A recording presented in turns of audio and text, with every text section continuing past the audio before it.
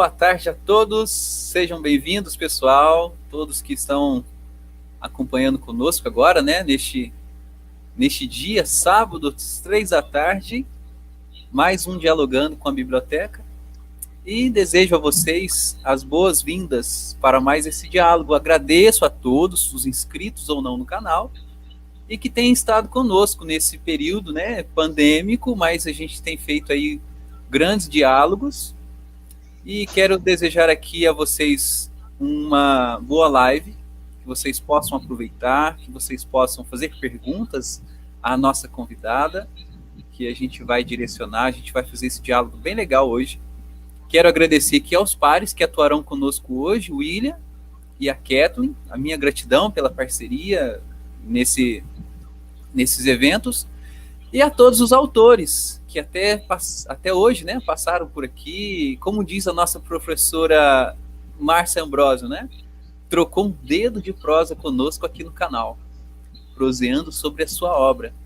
É muito gostoso quando nós temos uma obra na nossa biblioteca e a gente lê, mas é muito importante saber do próprio autor, o porquê da obra, o porquê da temática, conhecer um pouquinho do autor. E este é o objetivo do nosso projeto. Convidar os autores, né, os autores que eu tenho na minha biblioteca, para poder dialogar conosco, para poder dialogar com vocês, que vocês possam conhecer, ampliar os seus horizontes e aguçar, então, a aquisição do livro, poder ler essa obra. Por que não? Né? Sobre o certificado, pessoal, o canal conta com a parceria da Flow Eventos, que vai certificar todos que estão presentes na live. E é muito importante que, se você não fez a inscrição, você precisa fazer a inscrição para que você receba o seu certificado. Se você não preencher os seus dados no link que está aqui abaixo, você não vai preencher, então, não vai receber o seu certificado. Então, é importante fazer a inscrição. Este link ele vai estar disponível até às 17 horas. Depois deste horário, não será mais possível emitir o certificado. Então, corre lá na descrição, preencha os seus dados ali para que você, então, receba mais um certificado da nossa live. Tá bom? Se você não é inscrito, inscreva-se no canal. Se está chegando agora, já deixe o seu like aí nos comentários, né? Faça perguntas que a gente vai direcionar a nossa convidada. Agradeço aqui também a parceria do meu amigo professor Warley dos Santos, do Traduz Aí. Se você não conhece, corre lá no Insta. Este daqui é o endereço dele, warley.santos, hashtag Traduz Aí. Toda semana tem coisas incríveis, tem muita coisa, grude nas novidades dele lá, que tem muita coisa legal. Bom, a apresentação da nossa convidada de hoje, a professora Neiva de Aquino Alves. Ela é autora de vários livros, vários artigos. A professora Neiva é doutora em Educação Especial, é docente e pesquisadora na UFSC, a Universidade Federal de Santa Catarina, atua no curso de Letras Libras Bacharelado, e no programa de pós-graduação em estudos da tradução, o PEGET. Então, é um prazer para nós recebê-la no dia de hoje, para um breve dialogar sobre as suas obras. Uma delas é esta, e a outra está chegando em breve. Espero recebê-la agora na próxima semana. Seja bem-vinda, professora Neiva. Quero agradecer a sua disponibilidade num sábado à tarde em poder dialogar conosco. Seja bem-vinda. Obrigada, agradeço pelo convite. Acho que esse é um espaço importante, né? Eu gostei muito da proposta, gostaria de parabenizar pelo projeto, pela ideia, porque, como eu comentava contigo, geralmente a gente consegue falar sobre a pesquisa, né? Em eventos acadêmicos, e você tem um tempo muito restrito para falar sobre a sua pesquisa. O maior espaço que você tem é na escrita, mas também ela segue normas de escrita, de artigos científicos, livros, Então, você tem toda uma estrutura a seguir e realmente pouco se conhece sobre os pesquisadores, né? Sobre seus interesses, sobre sua vida. Eu acho que esse espaço é um espaço diferenciado. Então, parabéns pelo projeto e pela ideia. E estou muito feliz de estar aqui, de poder conversar com vocês, falar um pouquinho das obras, né, selecionadas. Então, fico à disposição. A professora, é muito importante, né, como a professora disse, né, a gente ouve muito sobre as pesquisas, mas a gente pouco sabe, às vezes, do autor, né? Quem é o autor, de onde ele veio, qual é o contexto, se tem surdo na família, né? Consegue aí contar um pouquinho para nós? Sim. Então, a minha família, ela tem um número significativo de surdos, tem um problema genético, né, familiar.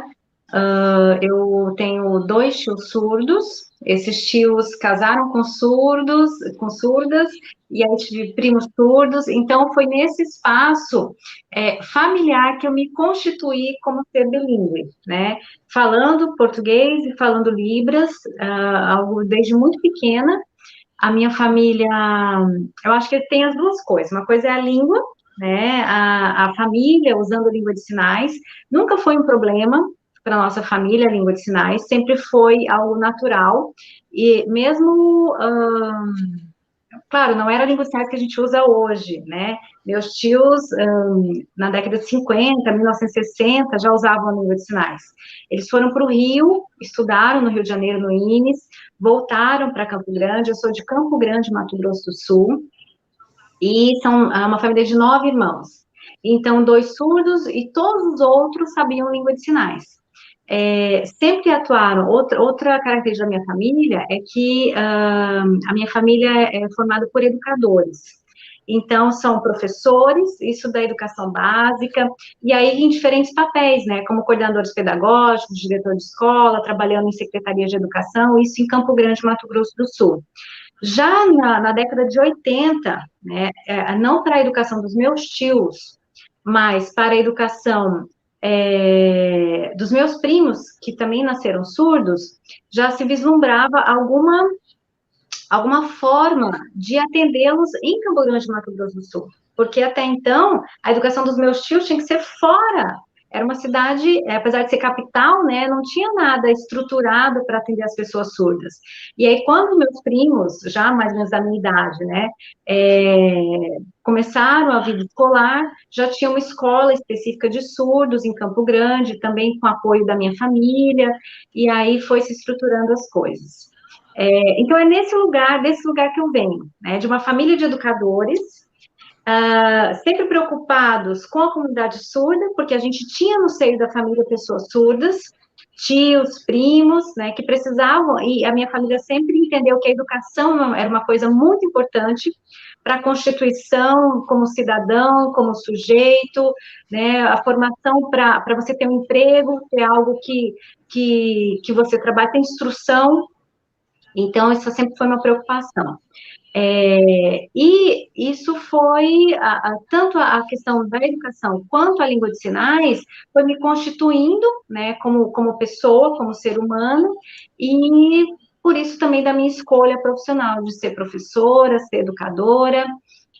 Todas as minhas tias eram professoras, como eu disse, alfabetizadoras. Então, desde pequena, a minha mãe conta, né, que eu ia brincar com meus primos surdos, eu montava a escola. Então, eu montava a mesinha, o quadro negro, e aí eu dava aula para eles. E já dava aula em Libras, porque eu era uma professora avançada, ainda estava no método do oralismo, e eu já criança, como eu sabia conversar com eles em Libras, aí eu dava aula em Libras. É bem legal a história. Então, assim, muito, muito bacana poder falar um pouco disso, né? Da onde eu venho e tal. E depois disso, assim, meu tio era diretor de escola, também conhecendo bastante as questões administrativas, tal. Ele ajudou a fundar a Associação de Surdos de Campo Grande, Mato Grosso do Sul, a ASSUMES, Associação de Surdos de Mato Grosso do Sul.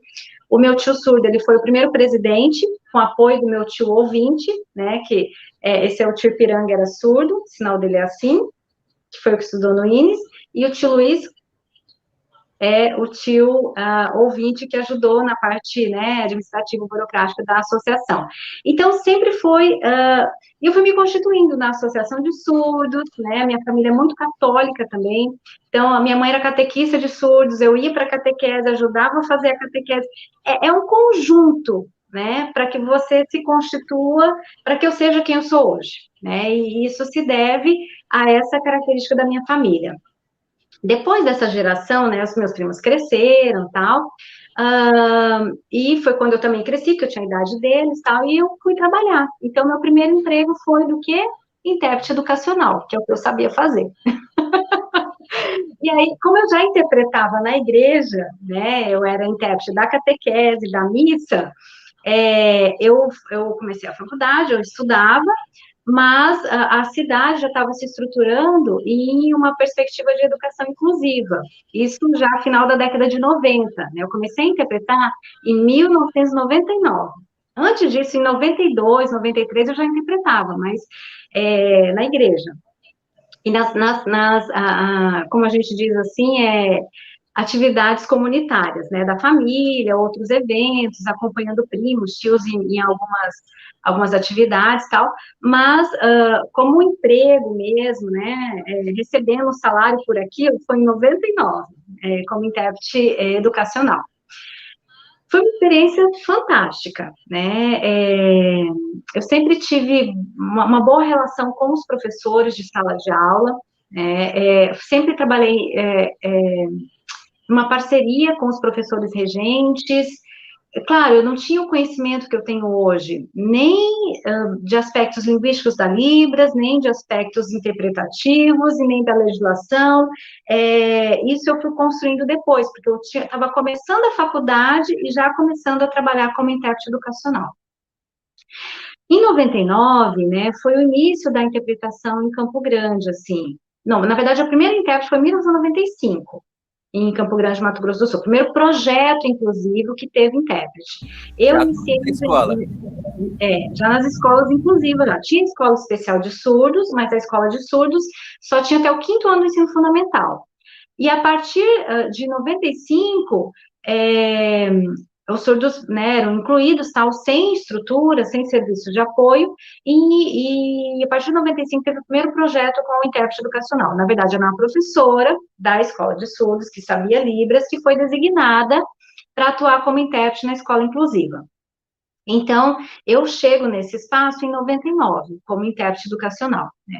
Não só eu, mas um conjunto de intérpretes, todos intérpretes que se formaram nesse espaço que eu me formei, que foi a comunidade surda, seja ela no âmbito religioso, seja ela no âmbito familiar. E eu venho das duas, eu sou um mix das duas e da associação de surdos, então, tudo misturado, tudo pouco. E aí, a minha família, quer dizer, além dos 9 tios, que tinha dois tios surdos, os outros tios ouvintes, que, como eu comentei, todos usavam línguas de sinais, os meus primos, filhos dos tios, a família foi crescendo. Muitos primos se tornaram intérpretes. Então, essa primeira turma, né, essa primeira equipe de intérpretes das escolas inclusivas de Campo Grande, ela era formada por muitas pessoas da minha família. Vou citar alguns nomes aqui, né? A Rejane é uma prima ouvinte que também trabalhou muito tempo como intérprete, né? A Mônica, o Reginaldo. Então, assim, a gente tem primos que foram, pela constituição familiar, foram assumindo isso também como um trabalho, como uma carreira profissional, né? E fomos trabalhando e aprendendo na prática. Ainda não se tinha formação, né? A primeira formação em letras libras, em formação de tradutores e intérpretes, nós vamos ter, sim, em curso de graduação mais recentemente, 2008, bacharelado, especificamente, início. Então, esse começo, como todos os intérpretes de primeira geração, ela é constituída pela aprendizagem no seio da comunidade surda, né? Então, é daí que eu tiro, né, o meu interesse pelo tema, porque eu sou intérprete, né, eu não sou uma pesquisadora que tem interesse pelo tema a partir dos livros. Eu tenho um interesse pelo tema a partir da vida, né? das minhas experiências. E são experiências muito diversas, porque eu já interpretei em ensino fundamental, já interpretei no ensino médio, na faculdade, e eu percebo, assim, que existem algumas distinções, né, pelo nível de ensino, pela complexidade do conteúdo, mas eu não cedo a ideia de que o intérprete educacional, ele não se configura como uma atividade pedagógica. E por isso eu escrevo, por isso eu estudo, né? Me interessa muito discutir os papéis dos intérpretes, porque algumas provocações, algumas leituras de perspectivas diferentes me provocavam. Quando eu lia que, por outros autores, né, que o intérprete tem que ser neutro, tem que ser fiel, que ele não pode interferir, que ele não... Esse mito, né, da neutralidade, eu sempre me provocou muito. Eu pensava assim, mas como um intérprete educacional não vai estar presente nessa relação pedagógica? Não pode ser uma transição, né, só de língua. Eu não estou trabalhando só com a língua fora do sujeito. Ali sou eu, sujeito intérprete, tem uma vida, um sujeito surdo, que tem suas características pela questão histórica e social, e tem os professores com as suas crenças, as suas experiências como educadores de pessoas ouvintes, que por muitas vezes desconhecem aspectos específicos da comunidade surda e necessidades educativas especiais dos surdos. A gente diz aí, desconhece também o que é um processo tradutório interpretativo. Como eu posso assumir um papel nesse espaço e seguir uma filosofia de neutralidade? Não dá. E aí, isso me provocava muito, né? Então, assim, a minha escrita também, a minha pesquisa, é tentar responder isso a partir de diferentes instrumentos. Então, eu uso como pesquisadora, né, análise documental, estudos de caso, entrevista com intérpretes, estudos bibliométricos, uma revisão sistemática, no sentido assim, quer dizer, o que outras pesquisas já dizem sobre o assunto, para poder fundamentar também a minha perspectiva, né, de orientação do trabalho do intérprete educacional. Então, a minha escrita não parte só da minha experiência. A minha experiência, ela é uma alavanca para o interesse do tema. Mas os tipos de pesquisa que eu faço são diversos, eu assumo diversas metodologias em pesquisas diferentes, e eu consigo observar que todas elas convergem para o entendimento de que o intérprete, ele tem um papel pedagógico, ele faz parte do serviço da educação inclusiva e especial de cada estado, isso a partir da análise dos documentos, como neste livro, né, que eu faço uma análise documental, e que essa distinção de papel, ela vai depender de cada caso. Então, não tem como a gente ter uma normativa abstrata. A normativa, ela tem que ser genérica. E a cada caso, a cada situação, a equipe pedagógica, o intérprete compondo essa equipe pedagógica, tem que pensar junto as necessidades desse sujeito surdo, desse aluno surdo. Por vezes, o intérprete vai sim abrir o livro, o intérprete vai sim contribuir, ajudar a fazer uma atividade, responder o questionário, o intérprete vai ler o livro para o aluno responder o questionário, o intérprete, o professor está explicando uma coisa, o intérprete pode explicar algo, às vezes o aluno está num nível muito menor do que o da turma de ouvintes, pela questão histórica e de defasagem escolar, então ele pode fazer uma atividade paralela, sob orientação desse professor. Então, eu vou tentando construir, né, na minha escrita, nesses livros que estamos comentando, essa noção da impossibilidade de uma definição tão fechada, tão restrita do papel do intérprete, né? E esse olhar de que a cada situação, a cada sujeito é preciso repensar. É preciso ser flexível, né, pela singularidade de cada intérprete. Então, daí vem o interesse. é muito, para nós, assim, é muito, para nós que atuamos como intérpretes, essa sua introdução nos, assim, particularmente, né, nos deixa muito tranquilos, porque muitos de nós que começamos nas salas de aula, nós tínhamos, ainda sem ter o seu livro, essa concepção de que não é apenas entrar em sala de aula, traduzir e pronto, ir embora, né? Tem um ser humano ali. E pelo menos aqui no sul de Minas, tenho, né, muito contato com muitos intérpretes que têm essa mesma visão de que o seu livro depois abraçou todo aquilo que a gente sentia, né? Ou ouvia de outros. Não, você não pode, isso não, isso você tem que fazer só isso. E foi engessando realmente. E na sua introdução a gente acaba sendo abraçado, né? Puxa, a gente estava fazendo uma coisa que não era só nossa, muita gente fazia isso também, né? E tem uma pergunta aqui, professor, aproveitando essa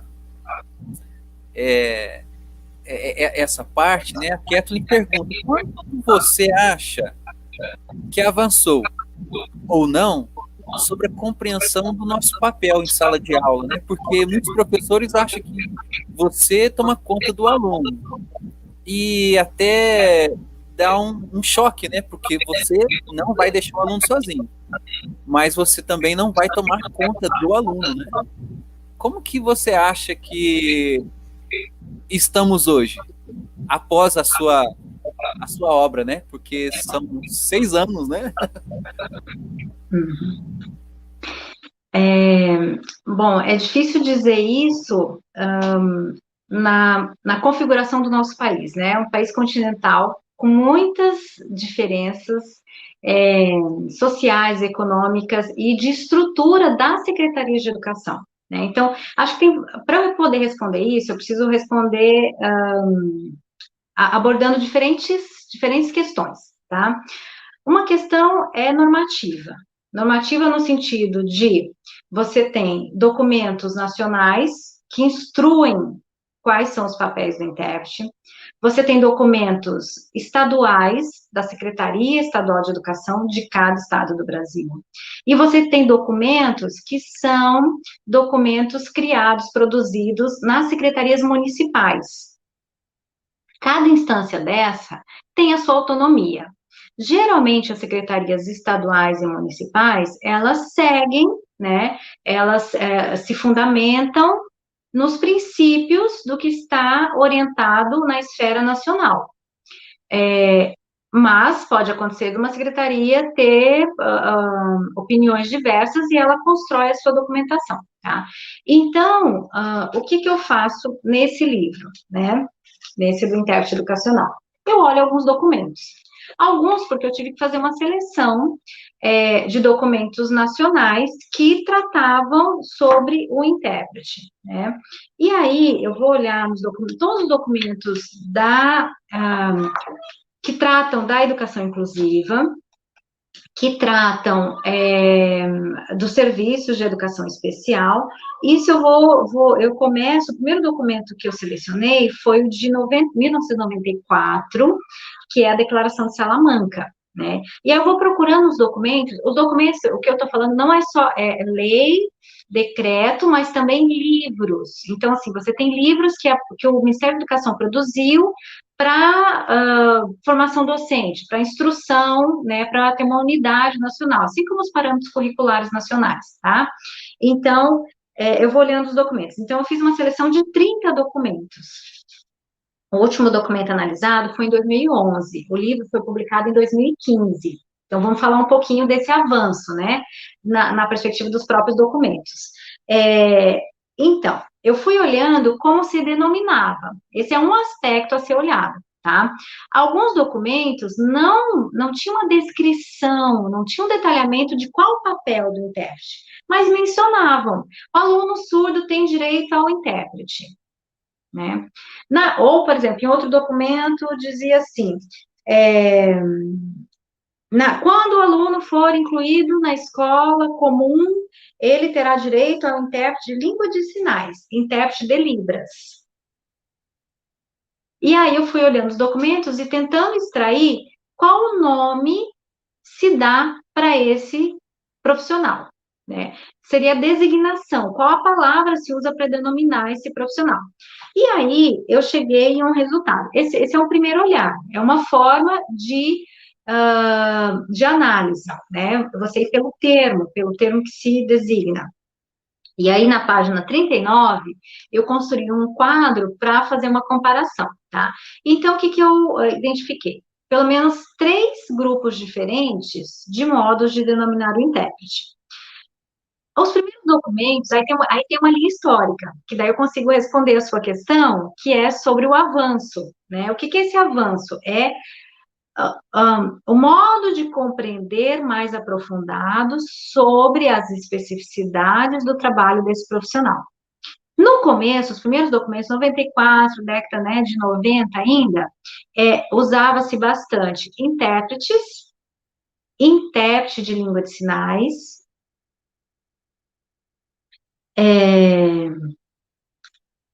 intérpretes de língua de sinais, língua portuguesa. Então, a gente via bastante a palavra intérprete, né? Depois de um tempo, isso já, por influência do próprio decreto 5626, né? Já nos anos 2000, ali, 2000 e pouco, você vê a forma tradutor e intérprete de Libras. Não é só intérprete, já tem o tradutor junto. A gente sabe que são tarefas distintas, mas que têm sua similaridade por estar trabalhando com línguas, tá? Mediação entre línguas. E aí a gente tem uma gradação. Tradutor intérprete de língua de sinais, tradutor intérprete de Libras, e vai mudando um pouco os nomes. Um outro conjunto de documentos, geralmente os que são livros, né, como o do Programa Nacional de Educação de Surdos, livros que trabalham com instrução, com orientação da equipe pedagógica para a formação, eles designam como professor-intérprete. O próprio livro, Intérprete Educacional, que é do Programa Nacional de Educação de Surdos, de 2002, ele praticamente todo ele é usado pelo professor-intérprete. E aí você tem professor-intérprete,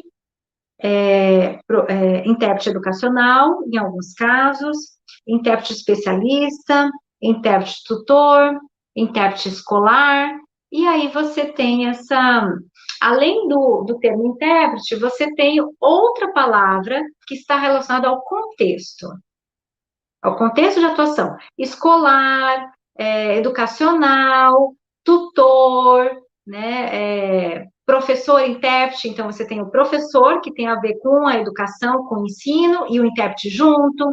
Então, essa terceira categoria de termos de forma de designar o intérprete fazem esse mix na própria denominação, a educação e o intérprete.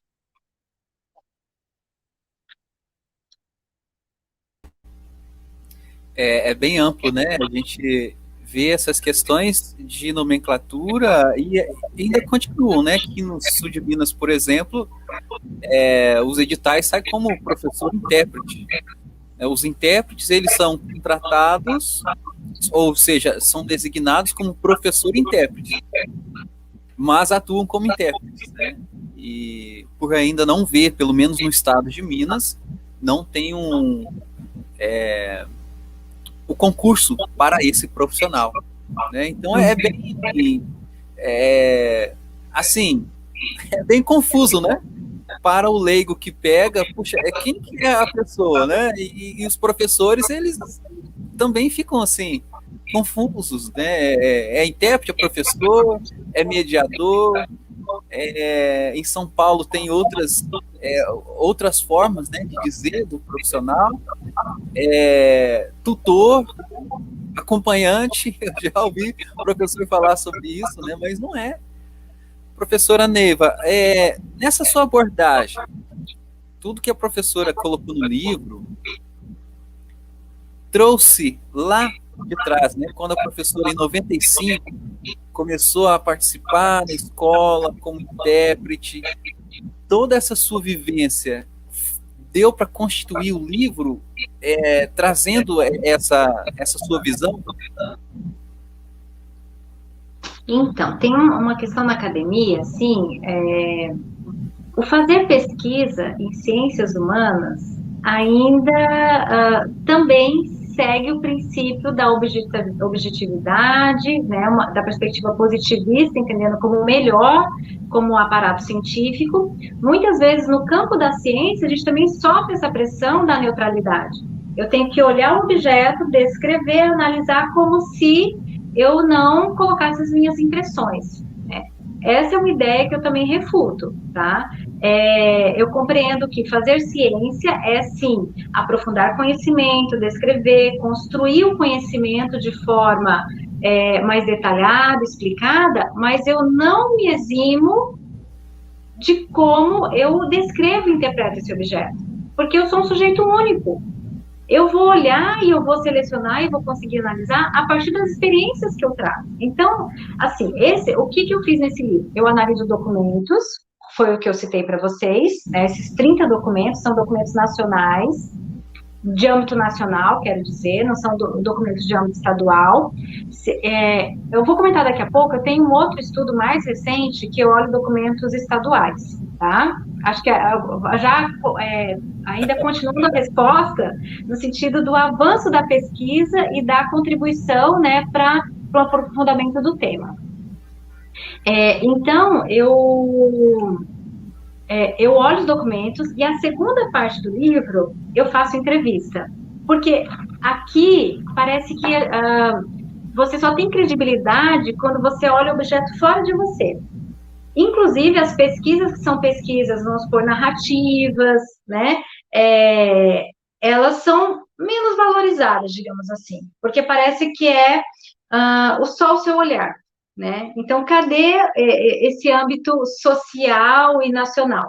Então, acho que o livro, ele consegue, sim, pelo método que eu assumo, né? São dois, praticamente, eu faço a junção de dois métodos para a publicação do material. A primeira parte, análise dos documentos, 30 documentos, então faço análise documental. E a segunda parte do livro a partir de entrevistas, eu faço uma análise dos discursos desses intérpretes. E é muito interessante casar as duas coisas, né? Por quê? O documento, a maioria, é o que eu chego na conclusão. Eles vão dizer que o intérprete tem que ser neutro, o intérprete, ele não é o professor, é bem assim, é escrito assim, o intérprete não é o professor da sala, ponto. Ok, mas o que ele faz e o que ele não faz? Muitos deixam em aberto, né, os documentos. Quando você entrevista os sujeitos, foi o que você disse, que as pessoas leem o meu livro e dizem, nossa, eu faço isso na sala, mas eu faço escondido. Por quê? Porque as pessoas podem achar que, né, tô errado, eu não posso fazer, porque ele é o aluno da escola, ele não é meu aluno. Eu não estou dizendo que o intérprete é o professor, mas eu estou dizendo que esse intérprete, ele tem um comprometimento social, profissional com a educação desse sujeito. Se o objeto fim da minha atividade é o ensino-aprendizagem, eu tenho que estar engajado, eu tenho que estar comprometido com esse ensino-aprendizagem.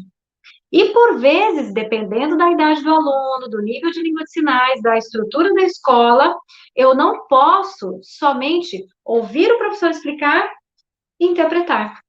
Esse aluno não vai aprender. Então, fazer isso, achando que é o certo, na verdade, você não está sendo ético. Porque você sabe que esse sujeito não está aprendendo. E ele tem direito, ele está na escola para aprender. Então, veja aí, é muito complexo. Imagina, assim, o sentimento dos intérpretes que estão ali, né? Que se deparam com crianças, muitas vezes com nível muito atrasado, tanto de conhecimento de mundo, conhecimento linguístico, né? Que as coisas estão associadas. Então, e aí os intérpretes, nas entrevistas, eles diziam, a intérprete da educação básica, né, tem algumas falas dela que ela fala assim, não, então, o professor pediu para abrir a página do livro na página tal. Eu abro, mas eu explico, olha, isso aqui é número. Olha o número aqui, 2, 3, tá vendo? 2, 3 é essa página. Quer dizer, além dela falar, abre a página, ela ensina o número. E a entrevista, tem um intérprete também aqui na entrevista, que ele trabalha na universidade, trabalhava na universidade. E ele dizia assim, não, eu só interpreto. Mas quando o aluno chegou, eu acompanhei ele na biblioteca, eu ensinei como é que fazia tal coisa, eu fui lá fazer o cartão para entrar na catraca, eu ensinei, ele ensinou várias coisas, que não é do conteúdo acadêmico, mas é de como estar nesse espaço universitário, como se comportar, quando falar, quando você também ensina, mas você ensina coisas diferentes. Para uma criança menor, você ensina o número para abrir a página do livro. Para um surdo adulto, você ensina outras coisas. Então, você também tem um papel de educador aí. Você está entendendo? Não adianta você só dizer assim, não, eu não faço, eu só interpreto. Então, sempre minha resposta é assim, então você não deveria estar na educação. Você tem que procurar outro espaço de intérprete. Você gosta de Libras, você é um bom intérprete, então não esteja na educação, porque você tem escolhas de especialização profissional depois, né? Uma vez eu estava dando aula numa disciplina, na graduação, inclusive a disciplina é de interpretação educacional. E aí, um aluno lá comentou assim, não, eu só vou interpretar. A gente não pode interferir. Traz essa ideia, que eu acho que são alguns mitos que são construídos, né? É, e aí eu dizia assim, veja, se você está a escola tá fazendo um projeto de horta com as crianças, todo mundo vai construir uma horta, porque isso acontece na escola, são projetos. Você vai acompanhar o aluno lá fora, você tem que sair da sala, você vai lá na horta, as crianças estão todas pegando, né? Todo mundo, o professor também, todo mundo se envolvendo. Você não vai pegar na terra, você não vai sentar no chão, todo mundo sentado ali em roda. Não dá, você tem que se envolver, você participa daquele espaço educativo, você é um modelo não só linguístico, mas você é um modelo do fazer, porque muitas vezes você vai interpretar fazendo, você vai interpretar executando a atividade. Se o professor está explicando, você pode pegar o papel e ir escrevendo, e você vai montando a equação aqui, vai mostrando, ó, o número tal. Você está acompanhando a interpretação, mas você está também mostrando, você está fazendo. Tem muita mistura aí. Eu entendo que essas normativas que engessam o papel do intérprete, elas foram construídas por conta de alguns abusos. Já vi também situações de professor faltou, então o intérprete vem cá, substitui, aí o intérprete cuida da turma inteira, né? Vira aquela aula que não é aula, porque ele não é o professor da disciplina, só para cuidar da turma. A gente sabe que isso existe, né?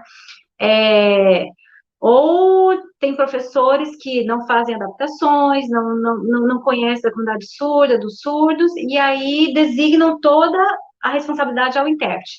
Isso também não é o adequado, tá? Agora, eu acho que o intérprete ele tem que ter uma certa flexibilidade. Se ele entrar numa equipe pedagógica e disser assim, um professor faltou, aconteceu um imprevisto, tal, e já aconteceu isso comigo muitas vezes, tá? Olha, você pode ir passando no quadro essa atividade até o professor chegar e você disser para a equipe ou para a coordenadora, não vou passar nada no quadro, não é o meu papel. Gente, você cria uma indisposição nas relações profissionais de trabalho. Você faz parte daquela equipe pedagógica. As pessoas vão te olhar como? Olha a intérprete chegando aí, metidinha, aí não pode pegar nos giz, né? É isso que vão pensar de você. Agora, isso não pode ser recorrente, porque esse não é o seu papel. E aí, dentro das relações de trabalho, da equipe pedagógica, vai dizer, olha, uma vez ou outra, tal, uma pessoa cobre, né, faz uma cobertura temporária e tal. Mas essa flexibilidade tem que ter. E eu sei que as normativas foram construídas por conta da falta de informação e da tentativa, muitas vezes, até de não sobrecarregar o papel do intérprete, né? Só que ela não pode ser assim tão rígida, porque existe uma flexibilidade, existem situações singulares. O meu dizer é assim, vamos olhar para cada sujeito, para cada escola e para cada equipe pedagógica. Então, é muito singular. Então, eu acredito que a normativa, os documentos precisam existir, porque você precisa ter uma unidade no sentido de orientação, mas ele precisa ser genérico, de forma que comporte as flexibilizações dentro dele.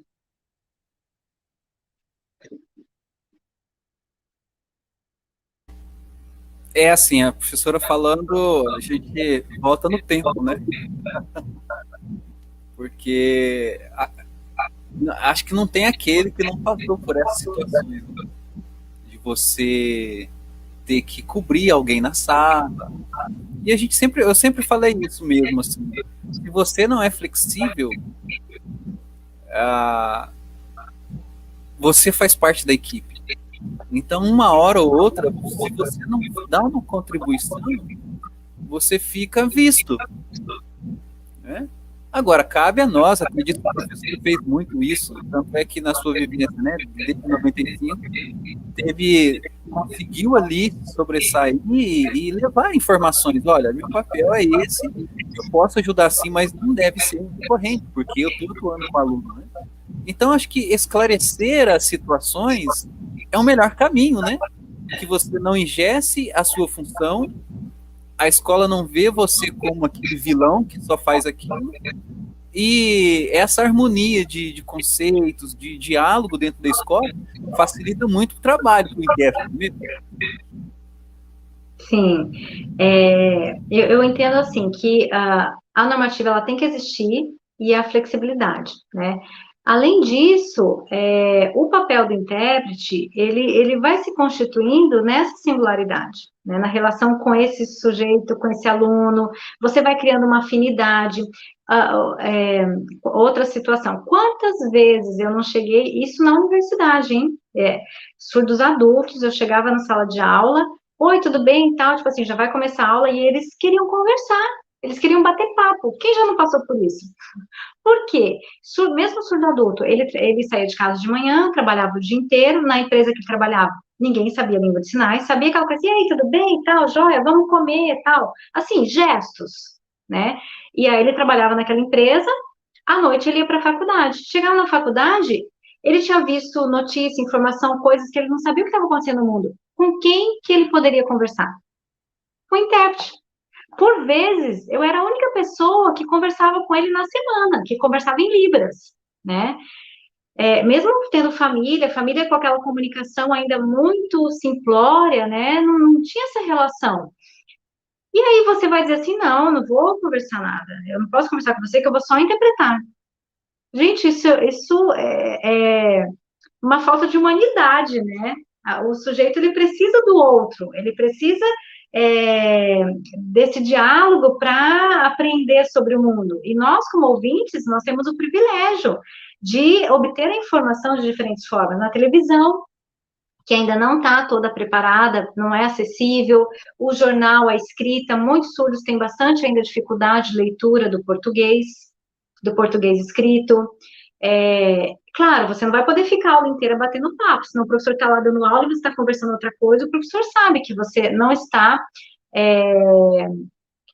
interagindo, né, relacionado à aula. Então, um momento ou outro, você tem que fazer esses combinados. E nessa relação de diálogo com essa pessoa surda, de muitas vezes ser o único que sabe a língua de sinais, você cria um vínculo, né, um vínculo afetivo. E aí, isso é fundamental. Você não estar ali só pela questão da profissão, né? Mas você também sentir útil, sentir feliz, se sentir comprometido com esse sujeito. E ao final, você, de um ano letivo, de um tempo que você participou da formação desse sujeito, você vê ele se desenvolver. Acho que isso é muito gratificante. Quem é professor, os educadores, como também os intérpretes educacionais, eu acho que a gente tem o privilégio de viver isso, né? De saber que você contribuiu para a formação de um outro sujeito, de uma outra pessoa. Isso é muito enriquecedor.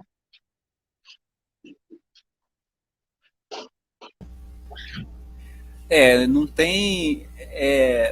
Quando você está, né, quando você atua com, acho que marca, né?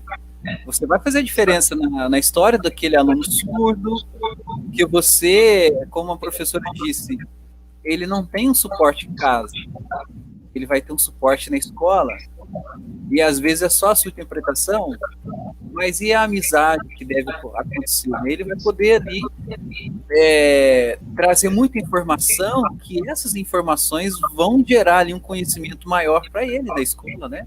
Porque você vai, como faz parte da equipe, você vai poder levar outras situações para que ele possa ser também ajudado em algumas situações mais complicadas, né? E quem vai saber dessas situações? Só o intérprete. Né? Você recebe, tem aquele aluno surdo da escola, você sabe a língua de sinais, e ele pode trazer muita coisa que ninguém está sabendo. E a gente pode ser, assim, penso eu, acredito que a professora com certeza já passou por situações assim, é um salva-vida daquela pessoa. Né? Ele contou alguma coisa para você, e agora? Vou embora? Como que eu vou dormir depois? Né? Se acontecer alguma coisa, por que não fazer parte desse processo? Nós somos interdependentes. Gosto muito de usar essa terminologia que é utilizada pelo Norbert Elias. Nós somos interdependentes. Ninguém vive sem ninguém. Então, se nós estamos na escola, principalmente na educação, a gente consegue fazer isso, né? Mediar essas informações, até porque a professora diz, a família, às vezes, 99% não sabe Libras. Né? Nessa sua vivência, teve alguma situação assim que a professora...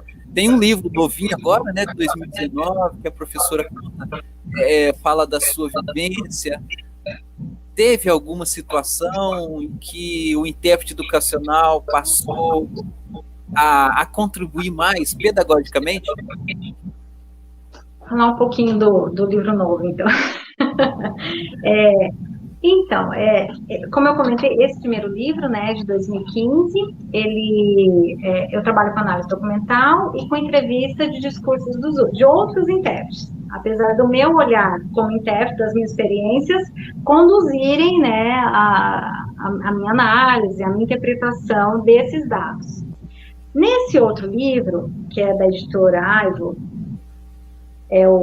Afetividade e Subjetividade na Interpretação Educacional, eu tento falar um pouquinho mais sobre esses aspectos que são colocados de lado, né? Quando a gente fala de profissional, a gente só pensa na competência tradutória interpretativa, na competência profissional, né, no seu conhecimento técnico. Mas, na relação ensino-aprendizagem, muitas pesquisas indicam, não importa se o professor tem um conhecimento aprofundado, se ele tem uma boa didática, mas se o aluno não se sente acolhido, se não existe uma relação afetiva, a importância da afetividade para a aprendizagem, né? E aí eu trago nesse livro o referencial teórico de Vygotsky, né, para as questões de subjetividade e afetividade. O conceito de afetividade aqui não é um conceito de carinho, não é só isso, não é a dó do outro, tal, não é afetividade no sentido de eu ser afetado pela condição do outro. Está relacionado ao conceito de alteridade. Esse sinal de alteridade, né? É eu e o outro nessa relação, como eu me comprometo, eu me preocupo e como eu me constituo por esse outro. Então, a pessoa surda com que eu convivo todo dia, porque eu interpreto para ela, eu vou para a escola todos os dias, eu vou para aquele meu serviço e olho para ela, porque eu interpreto face a face, todos os dias, ela me constitui. Eu aprendo com ela. Talvez se for uma criança, eu não aprenda Libras, mas eu aprendo como melhor explicar, como melhor construir uma explicação em Libras, como, de fato, contribuir para a aprendizagem dela. Eu vou criando estratégias na relação da interpretação em sala de aula que também me constituem e contribuem para o meu aprendizado como um profissional. Quanto mais experiência interpretativa você tem, mais know-how você vai ter, né? Então, é nessa relação com esse sujeito surdo que eu vou me constituindo. E aí, o livro todo eu vou falando sobre aspectos de afetivo, conceitualmente, é um livro teórico. É engraçado, eu consegui fazer uma coisa aqui, que nesse livro, que em poucos livros eu vejo, que é o intérprete, o autor, o intérprete, também sou intérprete, mas para o autor se colocar e trazer memórias. Mas é o que eu estava comentando com você. No campo acadêmico, ainda também tem essa visão de que fazer pesquisa é ser objetivo, descritivo, aplicar um método e chegar a resultados. Isso é uma cópia das ciências exatas, mas nós estamos falando de ciências humanas na relação com o outro. Então, quando eu olho, eu estou discutindo conceitos, né, conceitos sólidos do campo da psicologia, da filosofia, eu vou trazendo memórias da minha vida como intérprete, né? Eu tive muita dúvida, Reginaldo, de colocar nesse livro uma experiência. Engraçado, olha só, apesar assim, da minha colocação ser bem firme, no sentido de entender o papel pedagógico, mas você ainda fica com aquele receio, assim, o que vão pensar disso que eu fiz? Da conduta que eu assumi. Uma coisa é você, como intérprete, assumir uma ação, você e o aluno, e isso ninguém ficar sabendo. Outra coisa é você assumir essa ação e torná-la pública, porque eu colocar no livro torna público, né? E aí, tem uma situação aqui que eu conto, que a professora, era uma professora que ela passava no quadro conteúdo, né? Eu sei que ainda existe, mas assim, que a professora enche o quadro, passa aquela linha, segunda coluna do quadro, todo mundo copiando, terceira coluna do quadro, e aí ela vinha, apagava a primeira coluna e tinha aluno que ainda estava atrasado, né? Assim, ou ficava conversando, ou demorava, tal. No caso do aluno surdo, era mais difícil. Por quê? Porque ele não conhecia as palavras. É diferente do ouvinte que lê a frase inteira e copia a frase inteira. Ele copiava letra por letra. E ele tinha que copiar do quadro, né? Ele demorava muito mais que os alunos ouvintes. E aí a professora chegou de novo na primeira coluna do quadro, aquela sala comprida, assim, ó, um quadro negro grande. Primeira coluna, segunda, terceira. A hora que ela voltou para a primeira, ela falou assim: eu vou apagar. Quem não fez ainda? Eu vou apagar. Tipo assim, perdeu, né? E o aluno surdo falou para ela, falou em Libras, né? Olhando para a cara dela, falou assim: sua letra é muito feia, garrancho. Falou, tipo assim, para a professora em Libras, né? Que ele não tinha terminado, porque a letra dela era feia, garrancho. Aí eu não interpretei aquilo. Eu não tive coragem de falar aquilo para a professora. Não desse modo, né? Eu modalizei e aí eu disse, ai, professor, ele está falando que ele ainda não terminou, que ele não.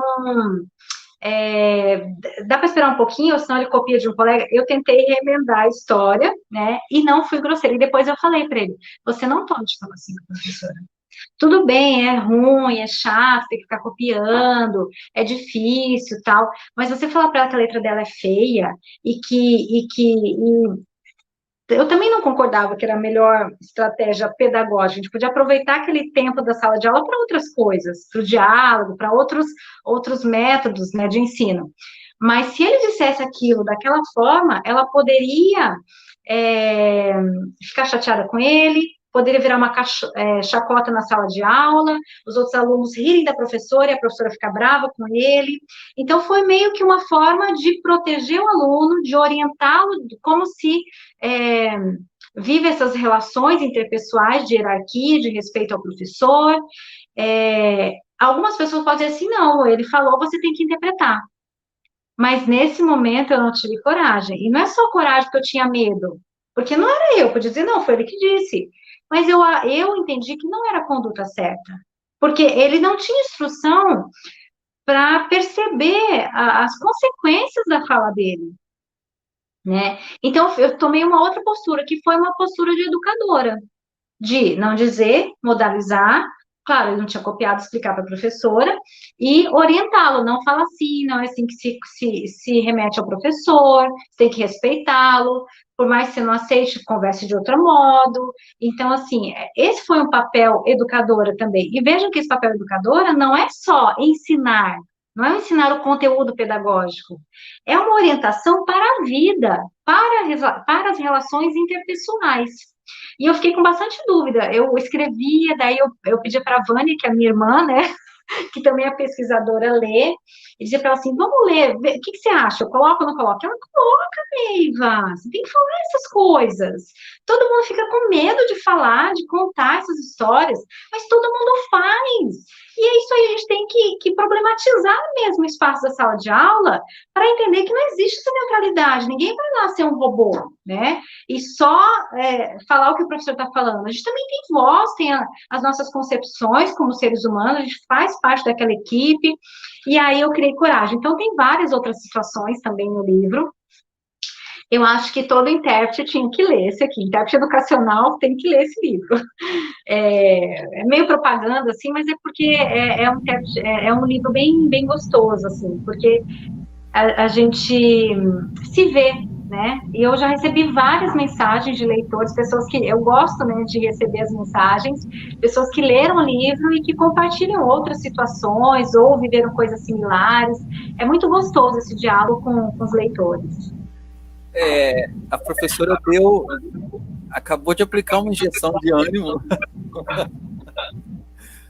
porque a gente pensa também, né, apesar assim, de artigos, mas pensar em escrever sobre essas coisas e não ter medo de ficar só naquilo que a academia solicita, né?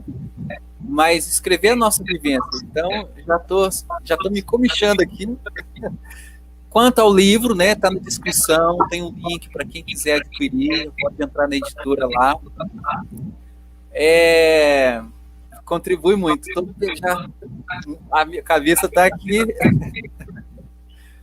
Professora, este livro, que já conta a sua vivência, depois do intérprete educacional, então teve um tempo, né, que a professora trouxe ali da sua bagagem. Nós sabemos que depois de 2005, naquele período que ficou ali, né, no ProLibras, 10 anos, e após isso nós temos o Letras Libras. Temos o Letras Libras, e assim, no Brasil todo, praticamente, muita gente está fazendo Letras Libras. Muita gente está ingressando nos cursos, bacharel, licenciatura, segundo licenciatura. E ainda, nós sabemos que muitos, né, ainda não têm uma bagagem, uma experiência, um contato com a comunidade surda. O decreto, ele libera todo mundo, né? É importante que se faça um curso superior, se deseja atuar, né, trabalhar na área do universo surdo, você pelo menos tem que conhecer, né, o Letras Libras. Qual área que você vai atuar? É uma decisão pessoal, né? Você vai atuar como intérprete, no bacharel, se é professor, licenciatura, mas eu preciso ter uma bagagem, né? Não é só ter o diploma. E no seu livro, o ensino de Libras, os aspectos históricos e sociais para a formação didática de professores, ele apresenta a professora Neiva como intérprete e professora no ensino de Libras? Olha, esse livro, ele é fruto da minha pesquisa de doutorado, né? Então, a partir dos dados, eu trabalhei com um grupo focal reflexivo, um grupo de professores de Libras, discutindo suas práticas pedagógicas. Esse grupo era formado só por professores surdos, né? E aí a gente ia a cada encontro desse grupo focal discutindo aspectos didáticos, aulas que eles já deram, experiências, o que deu certo, o que deu errado. Era muito gostoso esse espaço de diálogo, de depoimento, né? Das experiências, e eles foram refletindo sobre alguns mitos mesmo. Como a gente tem os mitos no campo da interpretação, né? A educação também tem os seus. Não só do ensino de Libras, mas também de qualquer área no campo pedagógico, né? Tanto que a gente tem as correntes da educação e você vai mudando os modos de ensinar, depois tem o movimento do construtivismo, de práticas pedagógicas mais abrangentes, mais ativas para os alunos. Então, o que eu discuto nesse livro, agora a gente está falando do ensino de Libras, né? Aqui é mais aspecto de formação de professores de Libras, tá? O professor que vai trabalhar com língua de sinais, para ensinar língua de sinais. Um dos aspectos que eu discuto bastante nesse livro, tem um capítulo que eu acho que é um capítulo bem interessante, que é um capítulo da história da formação dos surdos, porque a formação, ela não inicia com letras libras, né? O Brasil já vinha, a comunidade surda, eu digo, né? Eu consegui acessar uns documentos históricos muito interessantes da FENES, da Federação Nacional de Educação e Integração de Surdos, o quanto a FENES tem lutado, né, para ganhar um espaço de visibilidade da Libras, de reconhecimento da Libras e de formação dos seus profissionais, tanto professores de Libras como tradutores e intérpretes, né? Então, a gente vai dizendo aqui, desde a década de 90, movimentos de luta, né, da comunidade surda para o reconhecimento. Isso em participação em eventos, em câmara técnica, né, para a constituição de documentação, parcerias da comunidade surda com a comunidade acadêmica, no sentido de ter linguistas, ter educadores junto para a produção de documentos, né, para que a voz dos surdos seja ouvida, mas com uma fundamentação técnica, né, científica. Então, os linguistas, eles fizeram um papel muito importante para o conhecimento da Libras, né, afirmando que a Libras, de fato, é língua, e aí com toda aquela descrição linguística, tá? Nos anos 2000, acho que antes da gente falar do Letras Libras, a gente tem que falar do Programa Nacional de Educação de Surdos. Isso, antes disso, né, o INES já vinha desenvolvendo projetos de ensino de Libras, tentando construir um material didático, que em 2002, né, você tem uma primeira edição aí do Libras em Contexto. Quem é das antigas que já não estudou com Libras em Contexto? Me diz. Quem tem o Libras em Contexto? Então, eu também tinha. Nossa, quando saiu Libras em Contexto, gente, era o auge. E todo mundo queria o livro do professor, não era? Todo mundo também queria o livro do professor. Era o azul, né? Então, a gente queria o livro do aluno, o livro do professor, queria tudo, os DVD, e revia, furava o DVD, brincadeira, não é disco, né? Então, no sentido do caráter de novidade do Libras em Contexto, né? Ele já é um avanço. Era fita, né? O lançamento foi VHS. Era VHS, isso mesmo. Gente, nós estamos ficando velhos, Reginaldo. Pois então, nessa época, então, o que acontece? Já era uma novidade no sentido de que a própria estrutura do livro Libras em Contexto, ele era por unidades de ensino, e cada unidade era uma situação de conversa. Então, tinha a apresentação, como você se apresenta, e aí dentro dessa apresentação você tem vocabulário, você tem atividades, exercícios, né?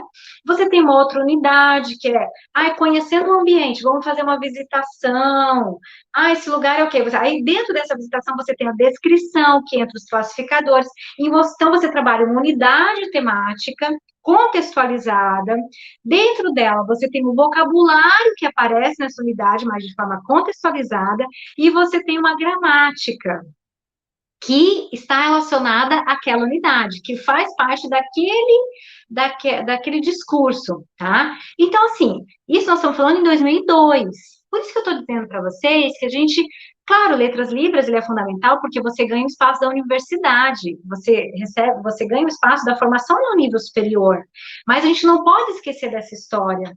E aí eu consigo fazer um capítulo histórico nesse livro, que eu vi em poucos lugares, né, citando os documentos, o avanço, a construção didática da área, cada passo que foi dado. Então, esse livro, Libras em Contexto, dentro do Programa Nacional, ele foi organizado para a formação dos professores da escola comum, porque o MEC, ele fez a parceria com a FENES não pelo interesse da Libras em si, né? Porque ele tinha interesse em implementar uma educação inclusiva. Se você faz uma educação inclusiva, sendo que ninguém sabe Libras, como que vai ser essa inclusão? Não vai existir. Então, era uma estratégia de formação. Professores da classe comum, tanto que os cursos de Libras básico, né, o inicial, ele é para quem não sabe Libras mesmo. A formação de intérpretes era um outro eixo de formação do Programa Nacional, e a formação de professores de português como segunda língua era outro eixo de formação. Cada nível desse, né, para cada a profissional desse, você tinha um livro diferente. O de intérpretes saiu o livro do MEC, de formação de intérpretes, do curso de capacitação, a gente chamava curso de capacitação, e o curso de formação de português segunda língua, que quem organizou foi a UNB, né? São 2 livros, 2 volumes. Então, eu digo assim, eu acho que o Programa Nacional foi o de maior visibilidade, porque ela teve uma abrangência nacional mesmo, né? Foi, a partir dele, teve um projeto de criação dos CAS, dos Centros de Apoio aos Surdos, os estados aderindo, o estado que não aderiu, algum município aderiu, então a gente teve uma abrangência de chegar a todos os estados, de uma forma ou de outra, e mesmo que algum estado não tivesse no período, depois, prorrogando o projeto, teve o Interiorizando Libras, que usa o mesmo material didático, mas consegue chegar aos menores municípios do Brasil. Então, você vê que é um percurso longo, né? 2002, 2010, estamos em 2020, são 20 anos aí de luta política da comunidade surda, né? E a gente tem que tirar o chapéu para os representantes surdos que estavam nesse espaço, de ser muito político mesmo, de apesar de entender que essas instâncias administrativas, elas só queriam a parceria com a FENES para ter o material didático, ensinar Libras, porque eles queriam inclusão, e, na verdade, no fundo, eles queriam acabar com a escola de surdos. Gente, é muito complexo isso. Mas eles não tiveram a visão estratégica, não falam assim, vamos fechar a porta, a gente não negocia com vocês. Ok, então vamos criar o material, vamos difundir a Libras, mesmo sabendo que o interesse por trás era outro, né? E aí ele vai ganhando espaço, a Libras vai ganhando visibilidade, mais pessoas vão aprendendo, e vai crescendo cada vez mais. Até que a gente chega no decreto 5626, vai dizer da formação superior, depois se tem mais um tempo, né, para a consolidação do primeiro curso, que quem organizou ainda na modalidade EAD foi a própria UFSC, né, coordenando os polos. Nessa primeira turma do Letras Libras, eu não era professora da UFSC ainda, né, eu estava fazendo doutorado na época, eu morava em São Paulo, e eu fui tutora do curso no polo da USP, em São Paulo. Então, eu acompanhei todo o processo de dentro do curso, mas como tutora, né? Também foi um aprendizado fantástico. Todo mundo que foi tutor nesse curso, né? Hoje são professores universitários, são pessoas que depois seguiram a carreira acadêmica, né? Mestrado, doutorado. Está todo mundo já trabalhando agora nos cursos Letras Libras, que são das universidades federais ou institutos federais. Então, é um movimento crescente, é uma história de vida, é uma história da Libras, história da formação e da constituição profissional dos profissionais que atuam com Libras, mas é uma história dos sujeitos. Cada um viveu essa história no papel e no lugar que estava, né? E desenvolvendo e aprendendo também, aprendendo como ensinar e como aprender, né?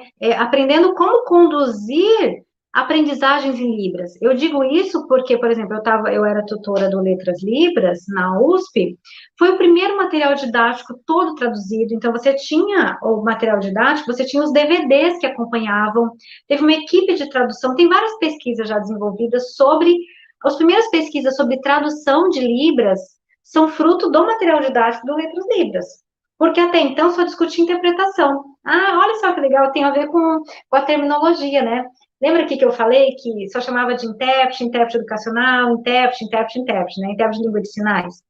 Quando você tem o decreto 5626, que aparece tradutor, você tem o Letras Libras, que é o primeiro curso, e esse aluno ele tem direito não só da interpretação face a face, simultânea, mas do material didático traduzido. E você começa a constituir equipes de tradução e pensar normas surdas, normas outras de organização para a produção desse conteúdo que antes era só escrito, português escrito, para um vídeo, né?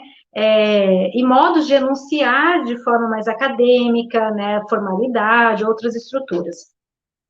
Então, esse livro ele tem um capítulo, assim, que eu acho que é muito interessante, que é esse capítulo histórico. Além do capítulo histórico, aí a gente chega na análise do grupo focal, né? Dos discursos dos sujeitos. Vamos vendo que, apesar dos surdos terem passado pelo curso, eles já tinham concluído o curso de Letras Libras, esses professores de Libras, né? Eles tinham alguns avanços, eles viam coisas que precisavam avançar na didática do ensino da Libras, mas muitas das nossas práticas como educadores, elas ainda estão baseadas nas nossas experiências como aluno. Então, muitas vezes, o que você traz para a sua sala de aula tem a ver com como você aprendeu, quais foram as relações com a sua família. Então, todas essas experiências vão nos constituindo. E é muito difícil você romper com essa tradição, digamos assim. E uma tradição no ensino de Libras ainda é o ensino descolado do discurso. O ensino da Libras, pelo sinal, pelo vocabulário, ainda descolado do gênero discursivo, né? A língua ela só existe, ela só é viva na relação com o outro, na sua execução, né? Na interação verbal, na interação face a face, na interação de uso da língua, na língua em espaços situados. E ainda, quando os professores de Libras, de forma geral, vão pensar, agora eu preciso planejar uma aula, eu vou fazer uma aula. Ele sai da vida real e traz a Libras, vou ter que ensinar esses termos, ele começa do vocabulário. A gente não consegue avançar muito nesse sentido, né? Então, é preciso ainda modificar as práticas pedagógicas para organizar o planejamento, a aula, as interações em sala de aula, oportunizando para os alunos a vivência da língua. E da forma mais real possível, né? Simulando interações, trazendo práticas de conversação. Então, eu trago um pouco dessa discussão, né, sobre o ensino da Libras de forma mais contextualizada e situada. Acho que essa é uma contribuição do livro. Legal, né? A gente fica... Esse bate-papo para nós é muito riquíssimo, porque vai entrelaçando, né? Vai harmonizando tudo aquilo que a professora construiu e, assim, teve um comentário, acho que foi até a Kétia, do extasiado, assim, isso vai nos animando muito para escrita, para construir novos diálogos e poder entender, né, que a nossa vontade também, a professora já colocou tudo escrito e a gente vai ter como referência. A Amanda, ela faz uma pergunta interessante, a professora falou sobre isso agora um pouquinho, mas teria uma indicação de como fazer um projeto de ensino, uma temática de inclusão, como que a professora tem trabalhado, até mesmo, né, no Instituto Singularidades, quando a professora estava lá, tinha esses projetos. Como que a professora vê essa temática de inclusão da língua de sinais, baseado também nessa questão do professor de Libras, né?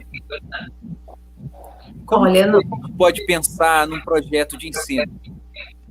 Deixa eu só entender a pergunta direitinho. É ensino de Libras. Ensino de Libras num projeto de inclusão, como se a temática do projeto fosse inclusão, é isso? Então, aí você está partindo de um projeto muito abrangente, né? Quando a gente fala ensino de língua, você tem que traçar objetivos. Então, depende do nível linguístico da turma, do que você pretende ensinar, né? Se você está trabalhando, vamos supor, você quer trabalhar temática de inclusão, você pode construir um roteiro por unidades e cada unidade trabalhar aspectos diversos, né?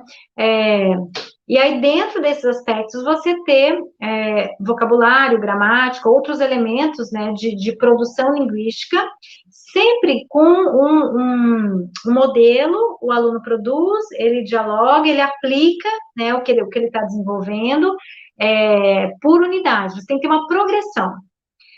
O que eu estou falando aqui não é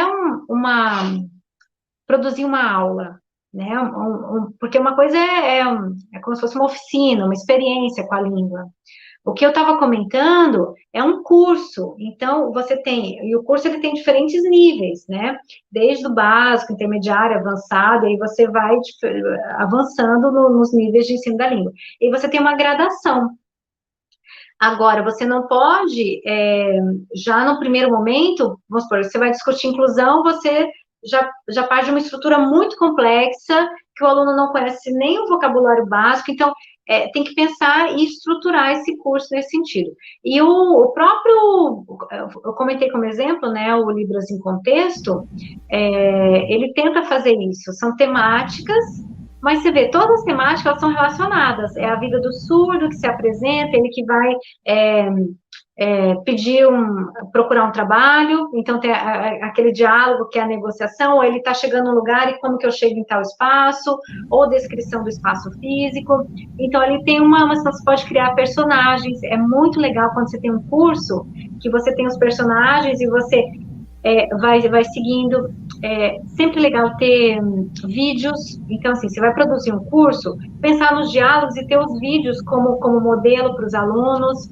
Essa foi a proposta a inicial, né, do Libras em Contexto, né? Do Libras em Contexto. Eu vou contando um pouco, porque o Libras em Contexto, isso é legal também. Tem muito material legal fora do Brasil, né? E alguns, até bem mais antigos assim, já estão disponíveis online, em PDF e tal, né? O livro do Brasil mesmo, ele foi inspirado, né, num livro americano, de ensino de língua de sinais americana. E cadê aqui? Eu quero mostrar para vocês. Porque no Brasil... lembra do Programa Nacional de Educação de Surdos? Antes disso, teve um curso que a professora Lucinda Ferreira Brito organizou no Rio de Janeiro. E esse curso teve alguns professores de fora, né? Surdos e ouvintes, falando sobre didática e ensino de Libras. E aí eles trouxeram entre aspas, né?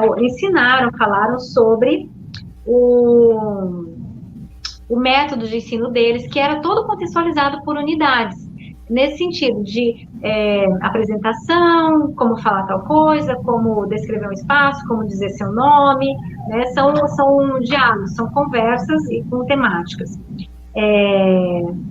E aí eles dão o livro do Brasil é inspirado neles. O que eu estou dizendo é assim, você quer um projeto de inclusão, então você tem que construir unidades com temáticas que avançam, sejam progressivas, e você pode, para cada unidade, construir um diálogo. Então, você vai ter que ter pelo menos uma equipe de professores, 2, 3 professores, vocês se gravam e dizem, olha, aqui a gente quer que os alunos aprendam isso. Vocês produzem um vídeo, pode até fazer como se fosse uma série de vídeos. E aí você tem o material, você disponibiliza para o aluno um modelo linguístico, né? Então, nesse sentido de pensar a progressão linguística, temática, de gramática e vocabulário, mas que o aluno vá se aprimorando cada vez mais, né? Acho que não, foi assim, a gente fica... Não dá nem para ficar pensando, vou dormir hoje, não. Tem que escrever, tem que falar sobre aquilo, né? Muitas ideias, é muito gostoso isso, sabe, professora? A ideia do projeto era essa mesmo, da gente poder aprender, além da leitura, né? com esse momento de pandemia, infelizmente, né, com tantas perdas que a gente tem, estamos passando ainda, mas, por um lado, né, tirando o negativo, nós estamos conseguindo contatar, ter ideias. Essa foi uma ideia, né, assim que tivemos a ela, vamos ficar em casa, e agora? Não vamos poder mais criar eventos, né? Então, esse fomento de poder conhecer os autores, de poder dialogar, né, sem precisar de deslocamento à distância, está sendo, para mim, particularmente, acredito com que os que estão acompanhando, né, todas as lives, está sendo muito riquíssimo, né? Acredito que dentro da sua agenda, acho que seria impossível todo mundo, né, encontrar com a professora Neiva para ouvir isso tudo. Então, de casa, né, dando para nós esse spoilers, né, particulares da sua vida, que não tem no livro, mas isso é muito, fico muito honrado de poder ter esse registro no nosso canal, de poder compartilhar com outros depois, de poder rever, né? Olha, a professora falou aquilo lá, está registrado, né? A academia ela é muito exigente, né? Mas nós conseguimos fazer mais, além do mais do mesmo, né? Como a professora disse. Nessa nossa formação, professora Neiva, nós estamos já com o projeto de lei dos intérpretes, e a professora, como intérprete, né, com certeza se alegrou lá em 2010 com o reconhecimento da profissão, né? Ainda tem muito ainda que dar manutenção, que fomentar essa nossa profissão.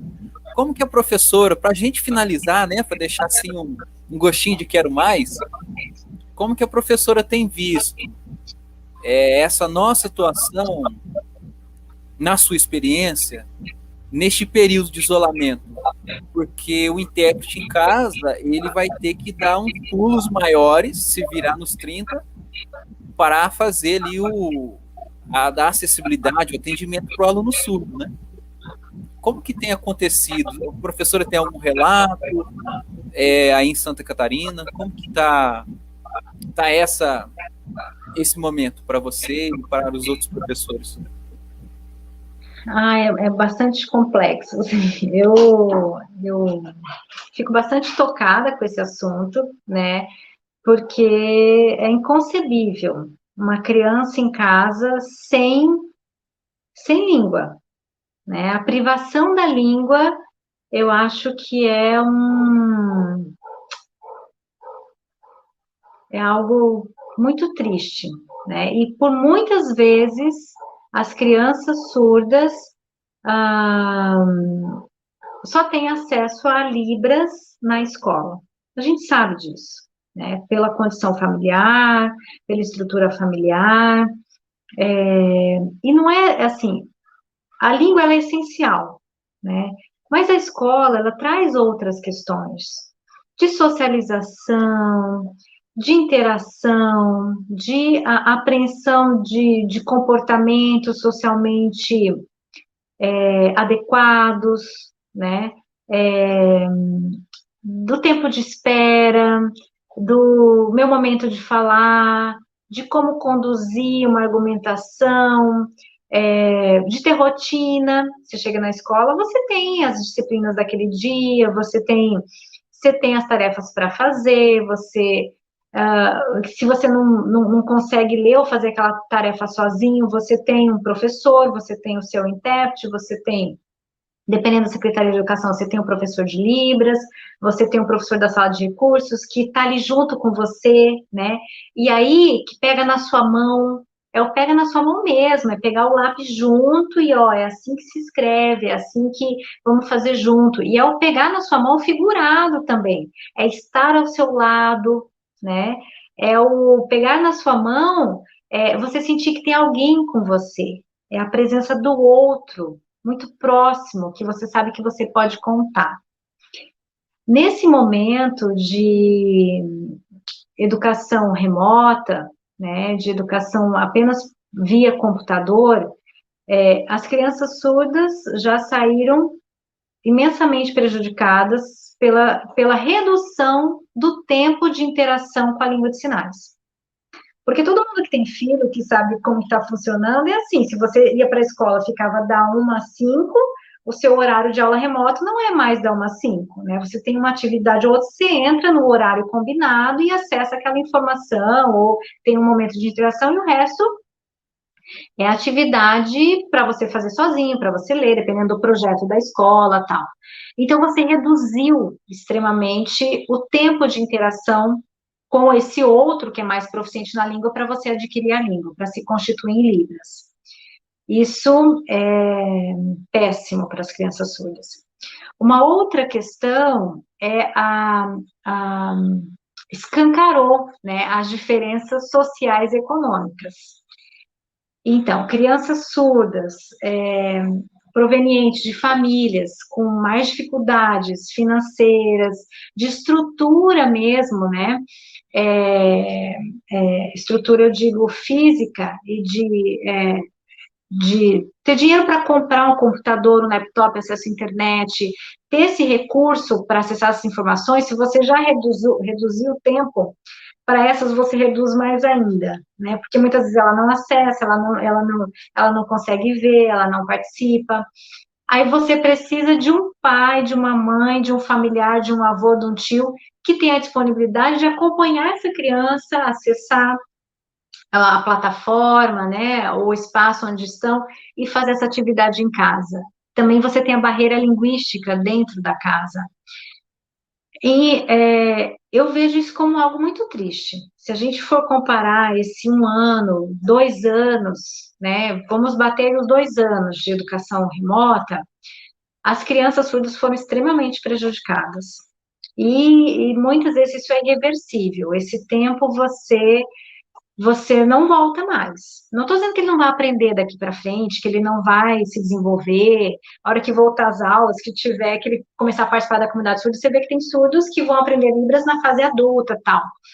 Mas esse momento ele perdeu. E eu estou dizendo isso com o coração, assim, bastante apertado, porque eu sou mãe também. Então, assim, eu tenho uma criança dentro de casa que também não está indo para a escola, né? Mesmo agora que voltou, que podia fazer matrícula, tá, eu não tive coragem de colocá-la na escola. Mas eu construí uma dinâmica familiar e outras estratégias para que ele tivesse ele tem uma rotina, a gente interage, tem atividades pedagógicas, eu tenho formação pedagógica, então, assim, eu organizo uma sequência didática da semana, atividades tanto de concentração, de sentar, escrever, pintar, desenhar, de projetos, de ver vídeos, de ler histórias, toda noite a gente lê histórias, agora está na fase do dinossauro, né? Então, assim, eu pesquiso, sei tudo sobre dinossauros. De todas as fases, né? A gente assiste filme com tema de dinossauro, eu peço sugestões de outras mães, então, assim, e mesmo assim, eu vejo que o comportamento dele mudou, ele tem mais dificuldade para aceitar o outro, aceitar o tempo do outro, porque são só adultos em casa, é só uma criança. E, de certa forma, a gente acaba fazendo a vontade da criança, é no tempo dele, né? Então, assim, já perdeu um pouco. Agora, imagina uma criança que não tem língua na família, não tem a Libras na família. É bastante difícil. Eu tenho ouvido relatos de alguns intérpretes, colegas intérpretes, que atuam no ensino fundamental, principalmente,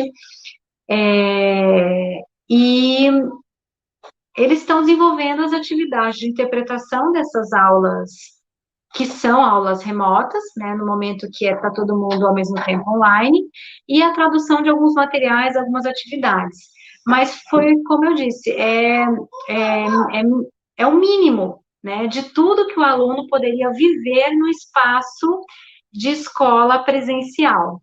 Então, o que a gente reza é para que acabe essa pandemia logo, né, que a gente consiga retomar as atividades de modo presencial e que as crianças consigam voltar para a escola. porque principalmente para as crianças surdas, é o espaço de aprendizado da Libras, né? Então, ele é essencial.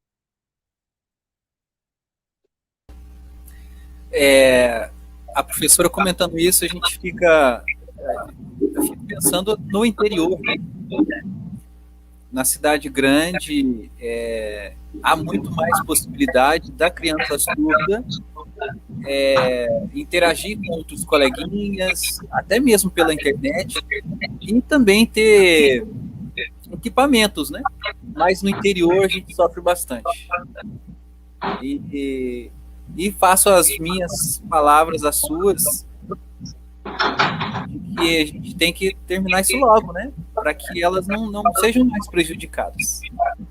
Mas, enfim. Eu queria citar, só para finalizar, um projeto que eu achei muito fantástico, que é um projeto dos professores da UFSCar, né? A Vanessa Martins e o Guilherme.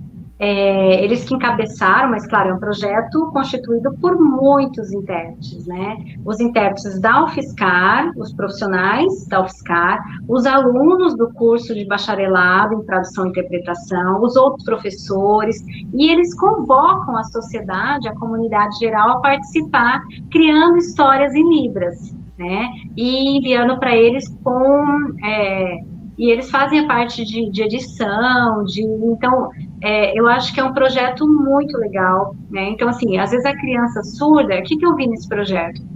Às vezes a criança surda, ela não tem uma atividade pedagógica, né? Mas, assim, às vezes ela tem acesso ao celular, e pelo celular você só entra no YouTube e consegue ver aquele vídeo. Então, é uma forma da criança ter algum material em Libras, né? Se a família não sabe Libras, aquela história, o jeito que eles montam a história, tem Libras, tem as imagens, e tem a legenda, e tem a voz também.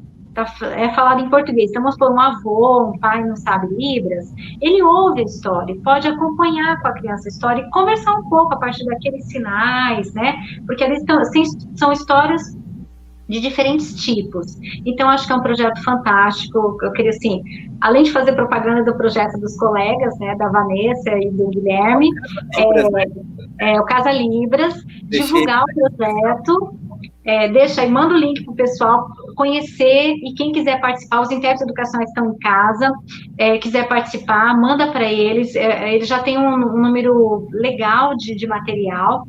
Recentemente, eu e a Michelle, uma orientanda minha do doutorado, nós fizemos um artigo falando do projeto, falando da interpretação, da tradução nesse período de pandemia, da importância da literatura infanto-juvenil para crianças surdas. Saiu semana passada o artigo, na revista Caderno de Tradução da Federal do Rio Grande do Sul. E aí é um dossiê específico sobre a tradução em período de pandemia, e nós tivemos um artigo publicado lá, contando um pouco sobre essa análise da tradução nesse período. Então, também já fica mais uma dica de leitura. Professora, tem muita coisa que a gente consegue amenizar, né, nesse período. Acho que o Casa Libras é um projeto muito legal também. Já deixei aqui na descrição, eu tenho acompanhado a professora Lília, que atua na UFSCar, ela, na Unicamp, ela me enviou, eu fiquei encantado, assim, agora já coloquei, a professora está falando também, tem muitos vídeos, né, acho que falando sobre o que é o folclore, tem um livro falando sobre o coronavírus, né, que é uma coisa que está agora, assim, no momentâneo, e acredito que com esses projetos pedagógicos a gente consegue amenizar esse prejuízo tão grande, né, que a gente está vendo aí com as crianças surdas. Os adultos não, que eles conseguem, né, ainda que tem um certo prejuízo, mas conseguem, entre aspas, se virar. Mas as crianças, né, são dependentes dos pais, e as famílias ainda não sabem Libras. É preocupante. Mas, na sua generosidade de nos ceder esse tempo tão precioso, que a professora disse, né, tá abarrotada de coisa, projeto, escrita, a família, porque está em casa, né, o filhão, e ainda ceder esse tempinho para nós, né, de poder dialogar. Quero muito agradecer a sua disponibilidade, a acessibilidade, né, que eu pude ter de falar com o autor do livro, né, porque nem sempre todos os autores têm tempo disponível para conversar com a gente, e é uma honra para mim de poder falar com os autores que tenho na minha biblioteca e poder presentear o nosso canal, né, com os nossos, tem alunos, professores. Queria muito agradecer a professora, o William, o intérprete, a Kathleen, vou colocar aqui agora, e as últimas palavras da professora. Quer deixar uma mensagem? Tem livro novo saindo, né? Embora a afetividade é do vinho, mas tem alguma coisa que a professora queira falar? Ah, sempre tem. Eu sempre tem. Eu tenho, olha, cadê? Ah, eu acho que é nesse livro, não. Teve uma descrição que eu fiz, acho que é desse livro, ou de outro, que eu escrevi assim, meu computador é sempre aberto e eu sempre tenho arquivos em construção, né? Às vezes um tema desenvolve mais que o outro, toda semana eu escrevo alguma coisa, porque eu leio bastante, então cada leitura que eu faço, aquilo me leva a refletir, eu falo assim, olha, isso aqui é legal, às vezes eu tiro uma citação já no formato que tem que ser, né, para aproveitar dentro de um texto meu, às vezes eu já, alguma coisa que eu li, eu faço uma relação com a nossa área, já escrevo ali para poder não perder, não esquecer aquilo. Então, sempre tem coisas novas. Eu estou com os dois, um livro agora que já está na editoração final, que vai sair pela Aivo também, fiquem atentos, a editora, né, sobre tradução de literatura infanto-juvenil. É um trabalho, é um livro organizado, os capítulos são produzidos pelos meus orientandos, mestrado, doutorado, de especialização também, das singularidades. Eu tenho um outro livro que a gente está terminando de organizar, eu, o professor Carlos Rodrigues, da UFSC, e o professor Vinícius Nascimento. Aí esse é de pesquisadores de várias universidades, trabalhando nos diferentes contextos de atuação. Esse também já está na fase final de revisão. A gente está naquela fase assim, de negociação com a editora, né, de ajustes finais do livro. Tem outros 2 livros também que eu estou na revisão final. Gente, são 4 só para sair esse semestre, olha só. Mas são livros que estão sendo construídos assim. Já quero agendar para próximas, para o lançamento do ano que vem. Daqui a pouquinho já sai, já segundo semestre agora vai sair tudinho, né? Então tem bastante coisa em produção, assim. E é isso, acho que vida de pesquisador é isso, né? Estudar, poder refletir, e eu sou muito, muito grata, né, pela carreira que eu consegui construir, entendeu? Acho que a palavra que eu tenho a dizer, aos intérpretes, todo mundo tem potencial, todo mundo pode chegar onde quer, é só você traçar, ser determinado, se organizar. Eu não estou dizendo que é fácil, né? Porque você pode pensar assim, imagina eu, lá em Campo Grande, Mato Grosso do Sul, uma cidade pequena, uma comunidade surda, gente muito simples, né? Uma vida simples. Eu fui estudando, né? Universidade, gente, para passar na Universidade Federal não foi fácil. Eu tive 2 inscrições indeferidas. Não, é sério, assim, eu quero contar para vocês, porque às vezes a pessoa olha, vamos supor, eu tenho já mais de 20 anos de carreira, né? E aí você olha para pessoa assim, nossa, né? Que legal, tal. Mas só a gente sabe o quanto a gente ralou para chegar aqui, né? A palavra é essa mesmo. Quanto a gente sofreu. E aí eu casei, fui para São Paulo. Eu tinha terminado o mestrado em Mato Grosso do Sul. E aí eu queria fazer o doutorado, mas era difícil entrar numa universidade pública que você não conhece o professor. Se eu estivesse em Campo Grande, Mato Grosso do Sul, eu podia ficar com a mesma orientadora, já conhecia, tal, né? Podia, entre aspas, também tinha que passar na seleção, mas já era mais fácil. Nossa, em São Paulo, eu fiz prova na Unicamp, eu fiz prova na USP, eu fiz prova na PUC São Paulo. sério, eu não passei, porque assim, é uma vaga e tem 15 pessoas com projetos maravilhosos. Então, não é que eu era incompetente, é que não tinha vaga para todo mundo. E isso vai, às vezes, deixando a gente triste, né? Porque você tem um objetivo e você não vê avançar. No final das contas, eu passei em São Carlos, 400 e poucos quilômetros de São Paulo, É vida longe. sofrida, viajava toda semana, catava o carro, às vezes ia de ônibus, tinha que tirar dinheiro do bolso para pagar pedágio, o ônibus, combustível, hotel, ficava no hotel mais simplesinho da cidade, que você é E o estudante, pedágio né? é caro, né? O Nossa, é pedágio caríssimo, é o pedágio mais caro do Brasil. é Era caro. metade combustível, metade pedágio. E assim, foi difícil, né? Estudar tudo isso, passar no concurso também é outra fase, é outro empenho, né? Consegui passar na UFSC, uma universidade assim que me abraçou. Eu sou muito feliz na UFSC e sei que é difícil a gente conseguir um espaço não só para estudar, como para ser um professor de universidade pública, né? Mas eu nunca deixei meu sonho de lado.